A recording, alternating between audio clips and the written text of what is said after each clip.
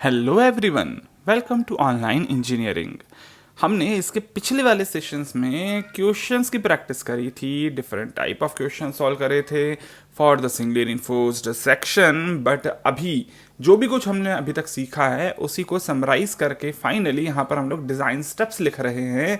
Design steps लिखना मेरे लिए और आपके लिए दोनों के लिए ज़रूरी है, क्योंकि देखिए आपने अभी तक क्वेश्चन सॉल्व करे हैं।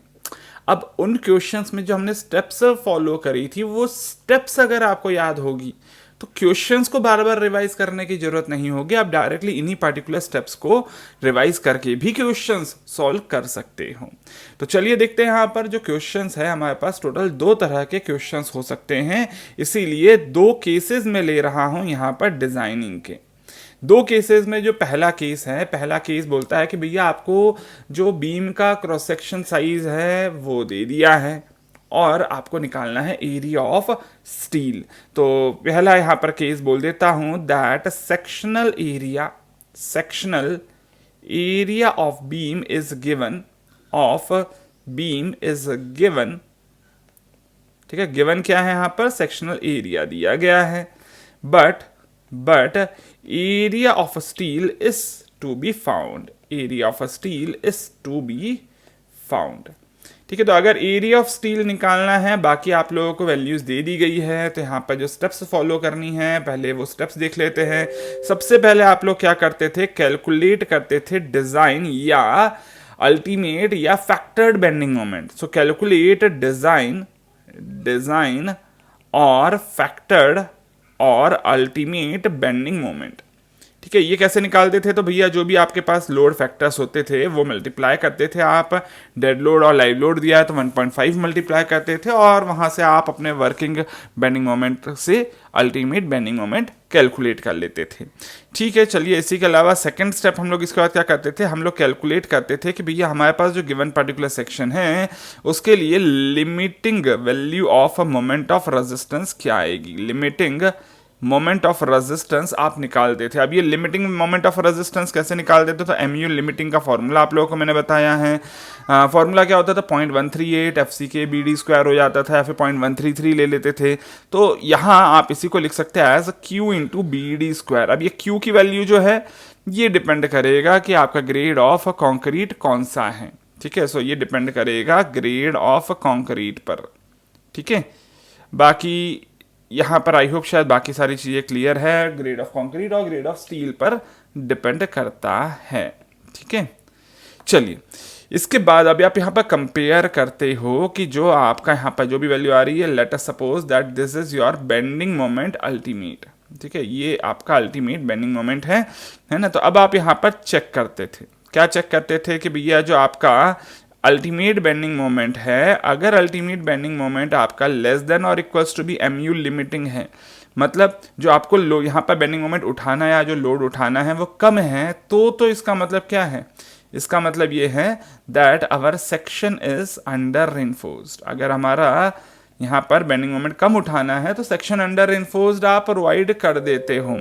ठीक है, कर देते हैं और फिर आगे की स्टेप्स हम यहाँ पर फॉलो करते हैं। लेकिन अगर MU is more than MU limiting, इसका मतलब क्या है कि सेक्शन कैसा बनेगा, सेक्शन इज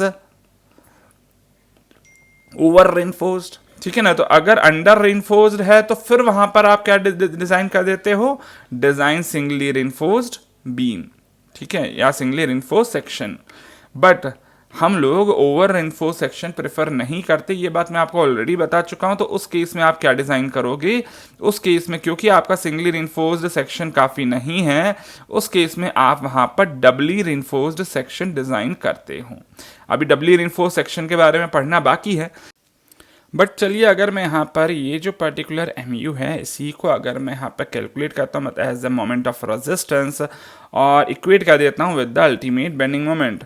तो देखो मोमेंट ऑफ रेजिस्टेंस निकालने का फॉर्मूला हमारे पास क्या था, that was 0.36 FCK into B into XU।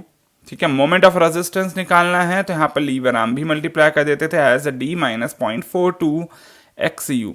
ठीक है, तो यहां से आप लोग कैलकुलेट कर लेते थे as your what is the value of XU। ठीक है, तो XU की वैल्यू आप यहां से कैलकुलेट कर लेते हो। फिर आगे बढ़ते हैं यहाँ से, फिर हम यहाँ पर क्या कर देते थे, कंप्रेसिव और टेंसाइल फोर्सेस को इक्वेट करते थे। इक्वेट करने पर क्या मिल जाता था, हमें मिल जाता था 0.36 F C K into B into X U is equals to be 0.87 F Y into area of steel. इससे आप लोग कैलकुलेट करते थे that what is the value of your area of steel. ठीक है, तो ये एरिया ऑफ स्टील यहाँ पर टोटल कितना देना है हमें ये मिल जाता था। या तो आप इससे कैलकुलेट कर लीजिए यहाँ, या फिर इसी के अलावा हमने आपको एरिया ऑफ स्टील का डायरेक्ट फॉर्मूला भी दिया था, that was 0.5 into F C K into B into D divided by F Y into 1 minus under root of 1 minus 4.6 into bending moment ultimate, या फिर m लिख देते थे यहाँ पर directly, upon F C K into B into D square. तो देखो ये फॉर्मूला भी था, ये फॉर्मूला हमने इसके पहले बहुत पहले सेशन में देख लिया था, है ना। बहुत पहले तो नहीं, 3 या 4 सेशंस होंगे जिसमें क्वेश्चन सॉल्व करना शुरू करा था, उसके पहले ये फॉर्मूला देखा था हमने। ठीक है, अब देखिए हमने यहाँ पर ये तो कैलकुलेट कर लिया कि एरिया ऑफ स्टील कितना चाहिए। अब ये एरिया ऑफ स्टील जो है वो भी within our permissible limits होना चाहिए। तो उसके लिए परमिसिबल लिमिट्स क्या है तो वो भी लिख लेते हैं, चलिए। सो यहाँ परमिसिबल लिमिट्स ई, ये हमारा ई हो जाएगा।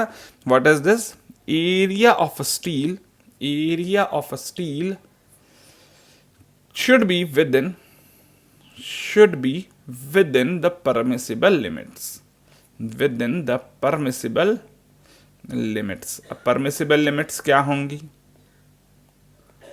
परमिसिबल लिमिट्स क्या है, तो भैया देखो एक मिनिमम वैल्यू होगी और एक मैक्सिमम वैल्यू होगी। तो जो EST है मिनिमम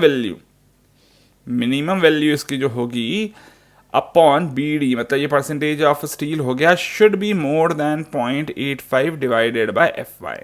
ये क्यों, ताकि भैया ब्रिटल फेलियर आप अवॉइड कर पाओ। सो लिख देता हूं that is to avoid brittle failure, क्योंकि अगर आपने देखो बहुत ज़्यादा कम दे दिया है स्टील तो उस केस में क्या हो जाएगा, अंडर रेनफोर्स्ड सेक्शन हो जाएगा। अंडर रेनफोर्स्ड सेक्शन मतलब कि आपने बहुत ही कम वहाँ पर स्टील दिया है, और अगर स्टील कम है इसका मतलब क्या है कि भैया वहाँ पर कॉन्क्रीट के कारण ब्रिटल फेलियर होने के चांसेस बढ़ जाएंगे।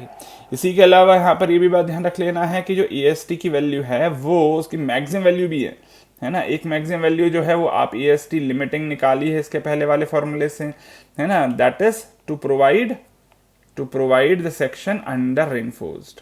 ठीक है, तो आपको ऑब्वियस सी बात है ओवर रेनफोर्स नहीं करना है ना। तो अंडर रेनफोर्स सेक्शन या फिर बैलेंस सेक्शन जो था, बैलेंस सेक्शन की कैलकुलेशन से आपको EST लिमिटिंग मिलती थी, और ये ऑब्वियसली बात है 4% ऑफ ग्रॉस एरिया से कम होना चाहिए। 4% ऑफ ग्रॉस एरिया का मतलब क्या है, 0.04 into B into capital D. ठीक है, ये क्यों, ये इसलिए ताकि भैया देखो अगर बहुत ज़्यादा अगर आपने रेनफोर्समेंट दे दिया तो वहाँ पर पूरा रेनफोर्समेंट ही दिखेगा। कंक्रीट को कॉम्पैक्ट करने के लिए जो आप निडल एंटर करते हो वो भी करने की जगह नहीं बचेगी, मतलब कॉम्पैक्शन करने में दिक्कत हो सकती है अगर आपने रेनफोर्समेंट ज़्यादा दे दिया तो। सो यहाँ पर लिख देता हूँ दैट इज टू अवॉइड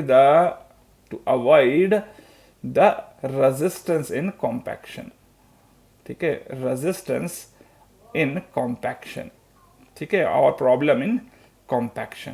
ठीक है, तो ये यहाँ पर से बिल्कुल आप लोगों को चेक करना है कि भैया एरिया ऑफ स्टील इतना भी ज़्यादा ना हो जाए कि कॉम्पैक्शन करने की जगह भी ना बचे। अच्छा, जहाँ मैं कॉम्पैक्शन करने की बात कर रहा हूँ, let us suppose that this is your total beam cross section of depth capital D and जो विड्थ है वो यहाँ पर स्मॉल b है। मैंने यहाँ पर लेट अस सपोज प्रोवाइड कर दिया है आपका ये शीयर रेनफोर्समेंट, कि मैंने यहाँ पर शीयर रेनफोर्समेंट भी प्रोवाइड कर दिया है, एंड जो मेन रेनफोर्समेंट था वो ये था, मेन रेनफोर्समेंट ये दे दिया अपन ने। ठीक है, तो सर देखिए यहाँ पर जो मेन रेनफोर्समेंट है, मेन रेनफोर्समेंट के बीच की जो स्पेसिंग है, सेंटर टू सेंटर स्पेसिंग, ये भी बहुत ज़्यादा कम नहीं होनी चाहिए। ठीक है, तो यहाँ पर जो आपके रेनफोर्समेंट है उसके स्पेसिंग के बारे में भी बिल्कुल आप लोगों को बातें पता होनी चाहिए, that this spacing of the steel member should not be lesser than maximum bar diameter. मतलब अगर आपने बार डायामीटर लिया है ऑफ योर 20 mm तो 20 mm से कम नहीं होना चाहिए इनके बीच में स्पेसिंग, प्लस इसी के अलावा maximum nominal size of aggregate, maximum nominal size of aggregate से अगर 5 mm में अगर ऐड कर दूं तो ये जो वैल्यू है इससे भी कम होना चाहिए आपका स्पेस ऑफ दीज स्टील रेनफोर्समेंट्स। ठीक है, जनरली ये जो SC की वैल्यू है, ये जनरली वैल्यू जो रहती है वो 60 से 70 mm centre to centre spacing हम लोग रखते हैं। बट अगर इसी के अलावा लेटर सपोज आपने यहाँ पर कुछ इस तरह से 2 रो में आपने स्टील रेनफोर्समेंट दिया है ना, तो यहाँ पर ध्यान दीजिएगा इन दोनों के ही जो सेंट्रॉइड वाली लेवल होगा, ठीक है, यहाँ तक की जो लेवल है इसको बोला जाता है as your effective depth of the beam. ठीक है, बट अगर सिंगल रो है तो सिंगल रो में इफेक्टिव डेप्थ क्या होती थी आपकी, यहाँ तक रहती थी। ठीक है, तो आपको जो भी रेनफोर्समेंट है उसके सेंट्रॉइड तक का डिस्टेंस लेना होता है to calculate the effective depth. ठीक है, ये बात पहले क्लियर होनी चाहिए। और साथ ही साथ लेट अस सपोज कि अगर यहां पर ये आपने प्रोवाइड कर दिए हैं 2 रो में अपने स्टील रेनफोर्समेंट, तो इन दोनों के ही बीच की जो स्पेसिंग है इसको लेट अस सपोज मैं लिख देता हूं एज SC डैश। ठीक है, SC डैश लिख देता हूं। तो SC डैश भी क्या है, बहुत ज्यादा कम नहीं होना चाहिए, है ना। तो यहां पर SC dash should not be lesser than 15 mm, ये बात ध्यान रखना है। ठीक है, and also it should not be lesser than 2/3 of maximum nominal size of aggregate, maximum nominal size of aggregate. ठीक है, साथ ही साथ ये जो है ये 2/3 भी लिख दिया, और इसी के अलावा मैक्सिमम बार डाया से भी ये स्पेसिंग कम होनी चाहिए। ठीक है, तो ये सिंपल सी बात है। और इसके अलावा बाकी जो आप रेनफोर्समेंट प्रोवाइड कर रहे हो, reinforcement provided should be symmetrical. ठीक है, तो सिमेट्रिकली प्रोवाइड करोगे, मतलब अगर 3 दे रहे हो तो भैया जो सेंटर है, सेंटर में आपका एक रेनफोर्समेंट आएगा, बाकी 2 कॉर्नर्स पे आएंगे। अगर 4 बार दे रहे हो तो 2 एक तरफ 2 दूसरे तरफ दोगे, तो सिमेट्रिकल मतलब समझ में आता है।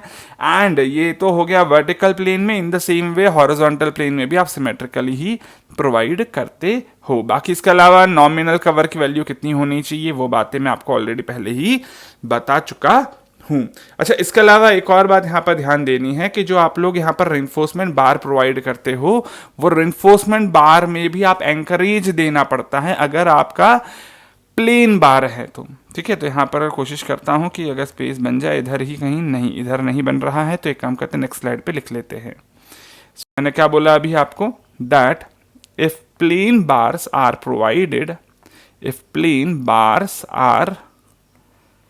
Provided, then end of the bars should be bent to provide encourage। ठीक है, क्या मतलब है इसका मतलब सिंपल सा है कि अगर ये आपका प्लेन बार है तो प्लेन बार के एंड से उस बार को आप क्या करोगे, कुछ इस तरह से बेंड कर दोगे। ये इस तरह से बेंडिंग आपने प्रोवाइड कर दी, ताकि क्या है, जो बॉन्डिंग है वो बहुत अच्छी स्ट्रांग हो जाए। हाँ, लेकिन but it is not required, but this bending is not required for deformed bars. ठीक है, तो जो आपके HYSD बार्स हैं उनमें ऑलरेडी क्या होता है, कुछ थ्रेड्स बने हुए रहते हैं। लेट अस सपोज ये आपका एक बार है, तो उसमें कुछ इस तरह के थ्रेड्स पहले से ही बने हुए होते हैं। ठीक है ना, तो ये जो थ्रेड्स बने हुए वाला अगर आपका बार है, तो ऑलरेडी अगर थ्रेड्स बने हुए हैं तो उसमें आपको कभी भी आपको एंकरेज देने की यहाँ पर जरूरत नहीं पड़ेगी। ठीक है, so these are the threads in your deformed bar. ठीक है, तो ये बातें बिल्कुल यहाँ पर ध्यान रखना है आपको। चलिए, इसी के अलावा यहाँ पर ये तो हो गया हमारा केस 1। अब बात कर लेते हैं केस 2 की। केस 2 मतलब क्या, देखो पहले केस में क्या था कि आपको सेक्शन दे दिया गया था और एरिया ऑफ स्टील निकालना था। दूसरे तरह का केस क्या हो सकता है कि भैया आपको यहाँ पर सेक्शन एरिया भी निकालना है और एरिया ऑफ स्टील भी निकालना है। तो यहाँ पर लिख देता हूँ सेकेंड केस क्या है, that when sectional area and your area of steel are to be calculated, so this is the second case। अगर ऐसा है तो ऑब्वियसली बात है आपको बहुत कम चीज़ें पता है और निकालनी आपको वैल्यूज़ ज़्यादा है। तो सबसे पहले आप लोग यहाँ पर क्या करोगे, है ना, तो सबसे पहले आप यहाँ पर क्या करते थे, आप कैलकुलेट करते थे factored bending moment, calculate factored bending moment. अब फैक्टर्ड कैसे निकालना है तो वो आप लोग को ऑलरेडी पता है कि भैया आप यहाँ पर जो भी लोड फैक्टर्स है वो मल्टीप्लाई कर लेते थे।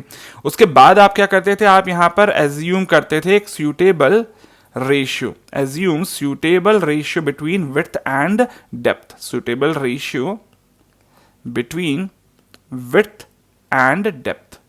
ठीक है, तो जो विड्थ एंड डेप्थ का रेशियो लिया जाता था वो जनरली लिया जाता था 0.5, लेकिन हाँ ये जो पर्टिकुलर रेशियो है आप चाहो तो इसको 0.3 और 0.7 के बीच में कोई भी और वैल्यू ले सकते हो। ठीक है, चलिए इसी के अलावा यहाँ पर देखो, अगर ये आपने रेशियो ज़्यादा रख दिया ना तो वो अनइकोनॉमिकल सॉल्यूशन हो जाता है, और अगर ये रेशियो आपने कम रख दिया ना तो वहाँ पर लैटरल बकलिंग भी होने के चांसेस हो जाते हैं।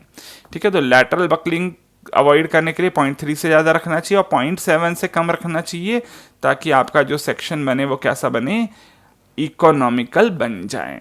ठीक है, तो यहाँ पर आपको ये बात ध्यान रखनी है कि जो बीम की विड्थ है उसको कंसीडर करते टाइम आपको ध्यान रखना है कि भैया जो वॉल की विड्थ है ना, ये जो पर्टिकुलर विड्थ है ना, ये बी, ये किस पर डिपेंड करेगा, पहली चीज वॉल की विड्थ, क्योंकि जो आपकी बीम है वो क्या है, वो आपके वॉल के साथ भी आने वाली है ना। इसी के अलावा जो बीम है वो हो सकता है कॉलम के साथ भी कहीं ज्वाइन करें, है ना, कॉलम की साइज के साथ भी यहाँ पर इसको मैच करना चाहिए। ठीक है, इसी के अलावा फिर मैंने आपको बोला इकोनॉमिकल होना चाहिए। ठीक है, इकोनॉमिकल साइज होनी चाहिए, तो इसलिए यहाँ पर जनरली जो साइज रखी जाती है ना वो आप 120 mm